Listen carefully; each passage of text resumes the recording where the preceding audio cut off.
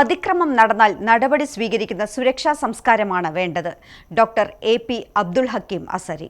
കുറ്റകൃത്യങ്ങൾ വെളിപ്പെടുമ്പോൾ കേസെടുക്കാൻ പരാതി ലഭിക്കണമെന്ന അവസ്ഥ അത്യധികം അപരിഷ്കൃതമാണെന്നും ജനങ്ങളുടെ സുരക്ഷാബോധത്തെ ദുർബലമാക്കുന്നതാണെന്നും SYS സംസ്ഥാന general secretary doctor AP Abdul Hakeem Azhari പറഞ്ഞു. SYS തൃശൂർ ജില്ലാ കമ്മിറ്റിയുടെ ആഭിമുഖ്യത്തിൽ റീജിയണൽ തിയേറ്ററിൽ വെച്ച് നടന്ന ഉണർത്ത് സമ്മേളനം ഉദ്ഘാടനം ചെയ്ത് സംസാരിക്കുകയായിരുന്നു അദ്ദേഹം.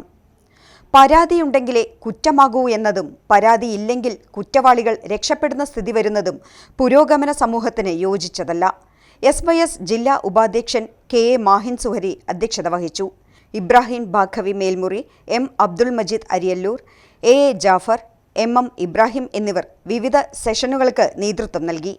PH Sirajuddin Saqafi, PU Shameer, Basheer Ashrafi, KB Basheer, MM Ishaq Saqafi എന്നിവർ സംബന്ധിച്ചു.